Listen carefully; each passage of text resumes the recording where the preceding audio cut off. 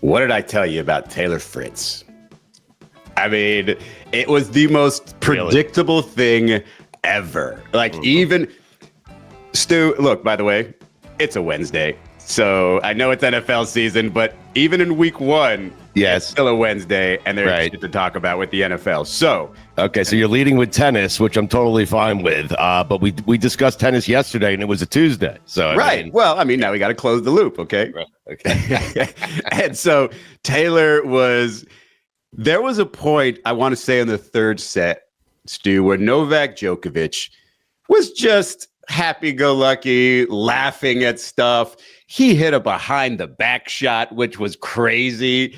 And you can tell, Stu, the dude had no doubt in his mind he was going to win that match. Yeah. Like, he is undefeated against Taylor Fritz. He is giving him absolutely nothing to feel good about right off the bat, 3-0.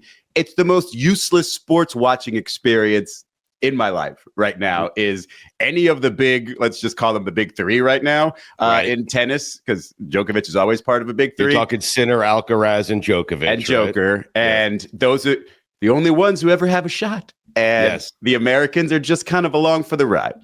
I will give Taylor Fritz this. At least he is consistently making runs to the semifinals and finals of major championships. So I will give him credit. That's more than a lot of the U.S. men can say over the last 20 or 30 years. So he's consistently doing it. But you are right. Djokovic knew after winning that second set specifically, he's like, this guy is not coming back. We are not going to a fifth set. This match is over. And he was uber confident. You're right. Yeah. You're right. And I won money on FanDuel because I took Djokovic. How about that? Did you? Did you? Like, I think, I don't even know how to bet on tennis. Could you have won money just betting that Taylor Fritz wins a set? Because I think that was like a surprise to many people. Yeah, you could take Djokovic in 4 sets. You could take Taylor Fritz to win a set. You can do whatever you want. Listen, gambling's changed, man, forever. Okay. All right. You can get a bet on anything, and you could bet anything within a game. It's beautiful. I love it. All right. You know what? I've got to keep one of my TVs like mirroring my phone just for gambling purposes. But because it was such a blowout, Stu, it let me kind of go ahead and think about some things while I was watching, right? Yeah. We're going to change tennis, okay? We're going to change tennis a little bit because I'm so annoyed with the toss of the serve being allowed to fall. Oh, sorry, I got to start over. Sorry. That shit drives me crazy. And I'm sorry, Coco Gauff. I'm sorry, everybody who's done it even Serena used to do it all the time. Venus it's the wildest thing in the world, Stu, that in an athletic sport, you're supposed you can do all these things. You can run over there and hit that ball right to the corner over there. You can throw the ball in the air and slap it 140 miles per hour. You can't get a toss right with your offhand to start the whole process. Then that should be a fault. Really? That's part of the athletic process, is being able to throw. It's like if you're a quarterback and your center gives you a bad snap, you're like, no. Start over, timeout, start over, do over. We have to do that again. You can't do that in tennis. Why is that allowed? No, so I think the comp for you is, imagine a guy starting his shooting motion in basketball, and then he's able to pull it back. Like as it's 2 feet in the air, he's able to pull it back and say, you know what? I don't think that's going in. Let me try this again, you know? A great further detailed explanation of how this is a ridiculous allowed thing in tennis. Izzy, I have to be honest, I never thought of it. I've never thought of the toss ever in my life, but it kind of makes sense that if you toss the ball and it's a bad toss, fault one. I am with you. Yes. I agree with that. Why not get another try? I don't want to do like crazy metaphors, but I mean, isn't this like, I don't want to go with the abortion metaphor, but when does life start? There, huh? When does a serve start? Does a serve start on the toss or does it start on the swing? Okay. Right. I say the life of a toss starts as the life of a serve starts at the toss. Right. And once that life begins, you can't end it right there. You got to go through it. Taylor, put it on the poll. Does the life of the serve begin at the toss? Not to try to make it political, but the life of the serve definitely begins at the toss. And I get it, right? It's your offhand. It's a weird. You are a professional tennis player. It's all you do. It is all you do is throw that ball in the air and hit that shit hard. And if you can't get the ball in the air, I'm sorry. It should be a fault. They've got the service clock, which I understand. Like, we're going to get everything done within that serve clock, so it doesn't really matter if you throw it up. But as an opponent, why am I giving you another chance to do the easiest thing, which is just to throw your ball up in the air? In volleyball, I think I got to look this up. I think in volleyball, they allow that too. Like, if you throw the ball up for a jump serve and you let it fall, they'll let you start over. You got to change that too. That's part of the damn thing. Like, it's impressive as hell, a jump serve in volleyball, but you got to get the toss right. Let's put it in football terms. Shotgun formation, Mikey A. The snapper, the center snaps the ball. It doesn't go his way. He gets the ball back and gets to try it again. How you feeling about that? I mean, Steve Martin. Well, I mean, that would have changed a Super Bowl in New York when Peyton Manning didn't get one. And they started out with a safety. Yeah, no, that's pretty terrible. Oh, bad snap. Hey, guys, stop. Line up again. I messed up the snap. Right. I'm sorry for starting this way. Yeah, but in golf, Izzy, if you have a bad backswing, you could pull up and you could start over again. I mean, it's kind of... Now I'm torn on this. Now I don't know. I cannot believe I'm sitting here talking about the toss of a tennis serve on a Wednesday before the NFL starts. You can do this in tennis. You can do this in golf at any given point. Like, you're not, it's not the beginning of your athletic, unless you're like me, where I whiff on a ball and be like, ooh, that was a good practice swing. Like that's some bullshit. But if you're just, practice swing like a professional, that's fine. That's not the life of the golf swing does not start until the intent to hit the ball is included. Yeah. The best analogy for this is there's a balk in baseball. You can't start your motion and then redo it. You can't do. See, this is why Mikey A shows up in the middle of podcasts, just to save us. And then he freezes and goes just to save you. No, I didn't need saving. This is arguably my greatest take. It's not. There's a lot of things that tennis has wrong, and that's why I'm mostly out on tennis. Another thing tennis has wrong, the worst unwritten rule in all of sports, when a ball hits the net, you're supposed to apologize to your opponent if you get a point off that. It's like, what am I apologizing for? You're not even supposed to apologize if you get a point for. If at any point during the point, it appears that the net cord had made it even slightly easier for you to complete that point, you have to apologize like effing. How come you don't have to apologize when you toss the ball and let it land on the floor? Like, people have been doing it too much, so they're just like, oh, we're over apologizing. That's just for people, for losers who don't like to admit that they lost the damn point. Like, stop and then don't project after the match and blame the other and point your finger in somebody's face. Like, come on. That has nothing to do with that damn net cord. You need to go see a therapist. I didn't even know this was a thing. I did not know that you had. This is. I thought I was going to argue with Taylor. I was going to say baseball is the worst unwritten rules, but like, is the bad boy of tennis, like, he doesn't even apologize. That's the most annoying bad boy. You're supposed to be a badass in this sport. Ha! Look at me. I can do everything. You didn't say sorry. My feelings are so hurt. F you. It's fucking crazy, man. Mikey, you have to make like a grand gesture. Like, you have to like put your hands up and be like, yeah. You almost have to like bow to the other person. This is how ridiculous it is. Most people apologize, Stu, without even looking at the person. They're like, sorry. Right. No. You have to apologize. It's an unwritten rule. That's what Taylor is saying. It's an unwritten rule. So you just have to, if you win a point and the net benefits you and helps you win that point, you need to put your hand up and say sorry. Whether the other guy cares or not, your opponent cares or not, doesn't really matter. You just need to cover your bases and do it. It would be like a field goal kicker putting one off, doinking one off the upright, and it falls through, and he waves to the other team, hey, sorry, guys. Sorry, my bad, No wonder this is what Adnan plays. No wonder this is the sport Adnan Verk plays. I can just see him apologizing constantly. I saw a point the other day. That's funny. It's just apologizing, but winning 6-0, 6-0. I saw a point the other day where a net court... apologize for playing that phony Kleinberg. I mean, Jesus. Kleinman? I don't know. Kleinberg. Where the ball just kind of got held up, and then the person on the other side of the net was able to get there, hit it back, and then the person hit a winner after that, and then apologized for the net cord that initially, frankly, kept the other player in the point. Like, all it did was make the point last two swings longer, but the result was still the same. I'm sorry. I'm sorry for what? For making you play two more. It's just so stupid.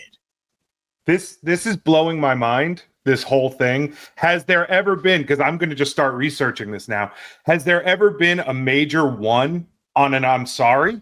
Like, had somebody ever won the U.S. Open, but immediately had to say, before I celebrate just winning this major, I just won Wimbledon, but I'm sorry?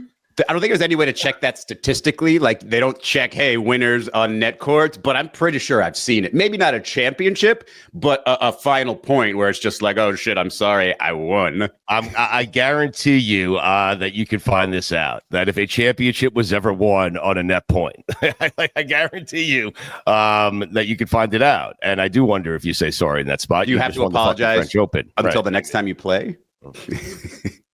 So I'm looking online for if anybody else is kind of with us on this dumb unwritten rule, especially because we've seen it within the past week. We found an ally. Buster Olney. I'll take it. Buster Olney tweeted out on August 28th, there are a lot of really dumb unwritten rules in sports, but maybe the worst in unwritten rules is tennis, that a player is supposed to acknowledge for or apologize for a net cord bounce. Does anyone think Luis Gonzalez apologized for his broken bat hit in the 2001 World Series?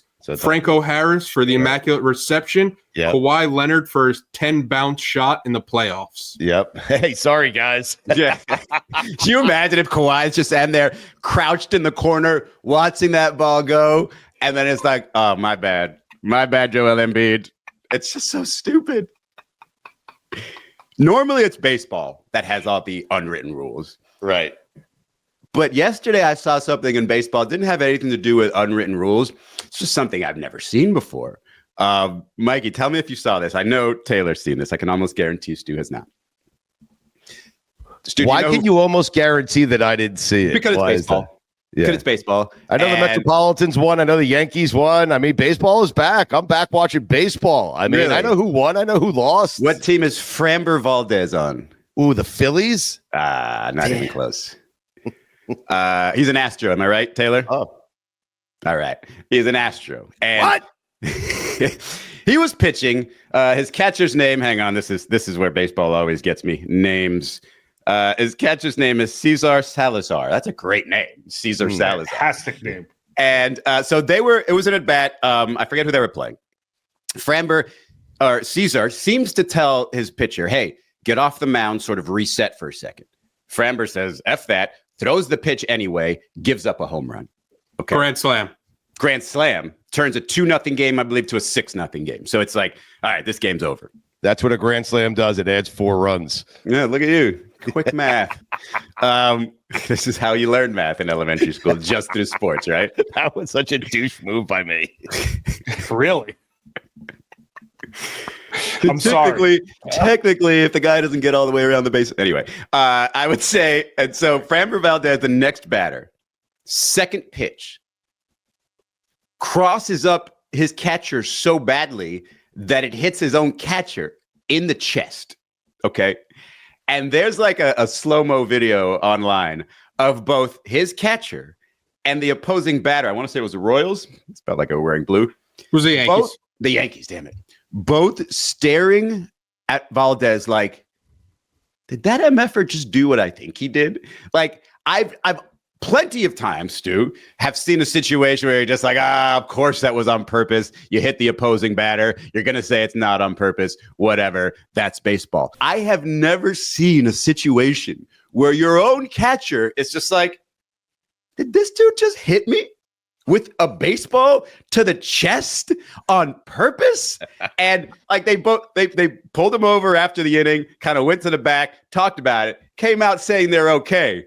But Stu, come on, dude. Like, this guy is a professional pitcher, knows it. Like, I understand if he was having like a bad inning maybe got, thrown off by his catcher telling him to get off the mound and him not doing it.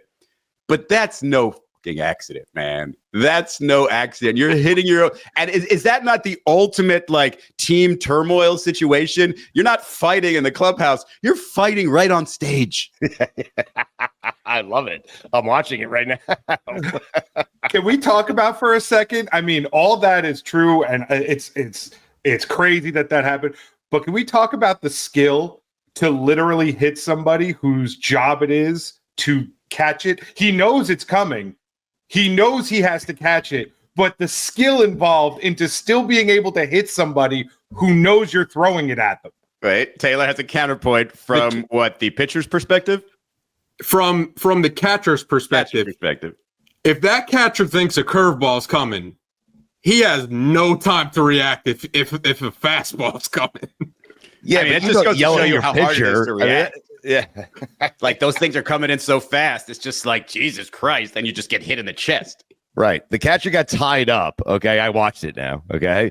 He gets tied up, the catcher. And you don't blame it's a miscommunication. The pitcher's doing the best he can. And you're a catcher. It's your job to catch anything that's thrown at you. Don't get mad at the guy. I mean, what are you doing? That's your job. By definition, your job title is catcher. I catch things. And if I don't catch something, what am I going to do? I'm going to blame my teammate. Get out of here.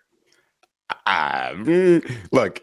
It's if you, for your entire life, have told somebody what to throw at you, and they do that thing. It's not that you're have bad reflexes. It's that you're thinking, no chance in hell this is a fastball, is it? And then by the time you react, it's already in your chest. It's totally different than being a batter and thinking, hey, I'm going to read something right off his hand, right off the pitch. You're expecting exactly what you called for, and you don't get it. And that is the look, Stu. You saw that look that he gave. That is the look of a parent who looked at his kid and was like, this little son of a bitch. We've been over this. That's exactly what it was. Not only that, but because they're on the field, that's the look a parent gives in the store. When the kid starts having a meltdown, it's like, listen, I can't do anything right now.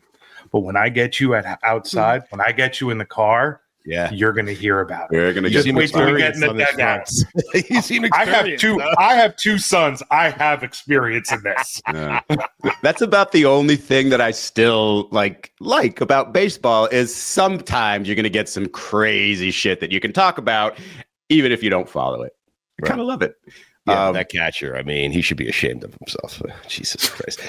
You're a parent. By definition, your job title is to be a parent. It's on you. It's not on your kids. What are you doing? If you tell your child to go to bed, and then they throw a rave in their bedroom, you're going to be shocked. It's what the hell are you doing? This is not what I told you to do. You've been doing everything I told you to do your entire life. Right, but do you blame the kid or do you blame yourself? So, for example, what if, my kid does that and I tell you, that when my parents would say go to bed, I would have a rave in my bedroom and we would all smoke pot and listen to music and get high and I was supposed to be sleeping. Huh? So this is Stugotz's unwritten rule. So I'm going to blame my kid for doing what it is I did? The catcher's supposed to get hit in the chest and say, my bad, I'm a bad parent. Catch the ball. You know who didn't catch the ball? Segue. North Carolina Tar Heels. Not very well. I was thinking about this. I was talking about this with Taylor, Stu, and let me know. Taylor just got sad when you said that. Just so you did that segue, and I saw Taylor just go, oh. What? But it's okay. Go ahead, Taylor. Izzy, I've caught myself just mumbling around the house, around the airport, around the hotel when I got back yesterday, or the Airbnb when I got back yesterday. I've just been mumbling. That first drive, man. That first drive. Oh, yeah, you look good. Yep. But before we get to my opinion on this, why was Aaron Boone at the game? Does he not have a job right now? Aaron Boone was at the Carolina game? At the Carolina game with Taylor. Yep. The Yankees manager. Yep. Aaron Boone Boone. Aaron Boone was at the game. His son is either a student assistant or a student manager, equipment manager. I don't give a shit what his family does. The man is managing the Yankees during a playoff run. He doesn't have time to go see some mediocre football team again. Sorry, Taylor. For his life. He is managing them Yes, for his life, as Mikey He was A saying about for to his say. life. His job is on the line. It's for his life. Mikey A froze up there, but it's for his life. And Aaron Boone has decided, hey, you know what's not important? The New York Yankees and a pennant chase. You know what is what's more important? important? Watch my kid hand out uniforms at a game. I mean, Jesus. So, Stu, the way to do this in New York radio is you put a pin, you put a feather in that Aaron Boone went to the game. Then you see how they do in Houston. Right. If they lose bad, So you play the results. Right. Yes, 1,000%. If they do terrible in Houston, if they get swept in Houston, then you bring up that he went to the Carolina. You know what else, Stu? I think you might have jumped the gun. That was such a good line. You got to hold on to that one. You got to save it for when they get swept by the Royals or something. It is like, this mother effer went to a football game to watch his kid give out uniforms. It was too good. It was too good a line for the first Not day. play football, hand out uniforms to the guys playing football. Guys, don't play checkers, play chess. If you hate Aaron Boone, Look at Mikey A playing Hold on, chess let's over wait there. for it. It's worth it. He was asking a question. We can't fill for him this time because we don't know exactly what the question was going to be. Am I back? All right, no, we lost you at Aaron Boone. Okay. Okay. If If you're you Aaron hate Boone, Aaron Boone like I do, here's Right. what you do. If they win, you go, well, he won because he wasn't there, because they didn't need him. If they lose, it's because he's not around and he doesn't care. Yeah. Either way, you make it fit what you want, which is Aaron Boone needs to go. But this all plays into why I think it's not that bad for Taylor. No win. Exactly. New York Sports Radio, welcome to it. I love it. When they lose that badly, nobody's going to be interested in a coach anymore. Nobody's going to tune into North Carolina to watch what hoodie he's wearing, to see what kind of, uninterested face he's wearing. Like, it's not interesting. And so if they would have come out on fire right off the bat, it's every single time that they can be slotted in a prime time, they're going to do it, or a prime time slot, they're going to do it. Now it's just like, check back in with me like maybe week 10. How's Bill Belichick doing? Okay. In terms of his legacy, don't give a shit. I already know the players on the field are more responsible than the coach. He's going to have his, championships regardless. Whether he does really well here, which I've seen before. We've seen Bill Belichick succeed, obviously, right? Not going to be shocking, not going to really add to his legacy. What are we going to say? Oh, we knew he was a pretty good coach, right? If he sucks ass and is out of there within like 3 years, even that is not going to take away from his NFL success. It's just going to be, he tried something at the end, didn't work out, not as responsible for all that success as we thought, which again, we already knew. All right, done with him. It's just not that interesting anymore. Like, we had the one big moment on that Monday night. To me, okay, we move on, because I don't think he's going to be a championship coach. Certainly not going to be interesting this year or relevant this year as a team. So it's like, feel like we just completed the entire Bill Belichick story, pushed it to the side. Don't need to talk about it for at least 3 months, 2 months. They're on this Saturday, 7 p.m. on ESPN Plus against a team that they'll probably beat. Charlotte, yes. And what is the conversation there? There is no conversation. You're right. Everything you said is right. What I am also saying is this will affect his legacy. I am telling you right now. So. We will think differently about Bill Parcells, Bill Belichick, especially Izzy, if in 4 or 5 weeks he loses to Frank Reich. I mean, that's a legacy game right there. So the problem with the North Carolina Bill Belichick story is that it did need an opponent like TCU in the first game to capture a lot of people's attention. You need an opponent that it's like, can Bill Belichick make the transition and win early in as a Tar Heel? But realistically, if you're North Carolina, you much would have rather started this season with a Charlotte, with that was a their Richmond. toughest test, right? TCU. Yeah. Well, Clemson. They do play Clemson this season too, where the look ahead line for the UNC Charlotte game was like 21.5, I believe. And now on FanDuel, Carolina's a minus 12.5 point favorite going to Charlotte. So there is a bit of an overcorrection and an overreaction there. And I think it's a case where North Carolina might not be as bad as as they showed in that third quarter, where they just got ran out of the building when everything just started spiraling out of control. But they're not going to be that good. They're not going to be that good. No, at best mediocre, right? They're not going to be terrible. They're not going to be crazy interesting. Especially with the quarterback situation, there's a hard ceiling on how good this North Carolina team can be. I'm already looking at Max Johnson right now. I want that guy over Gio Lopez. Sorry, South Alabama. You think at the end of the season, Belichick can apologize to all the fans, the university, the team, like he just hit a shot off the net to win a match? My bad. Tried this. Didn't work out. See you guys. Stu, when I was leaving Kenan Stadium, we were talking about the Charlotte That's what game. It's called? Kenan Stadium, yeah. And we were debating Jordan Stadium, but anyway, go ahead. Right. We were debating, is the Charlotte game a must win or a can't lose? Ooh, that's a great debate. Well, I mean, by definition, if it's a must win, it's also a can't lose. No. Taylor, explain it to him. Explain it to him, please. So must win. Explain it to me. I mean, I'm shocked that you didn't know this, Stu. We're just going to explain it to you. You're going to file it in the cabinet. This game. I mean, a must win to me is like they're going in, seasons on the line, like they could raise their status if they win this game. A can't lose is more like if you lose this game, you're going to be humiliated. Yes.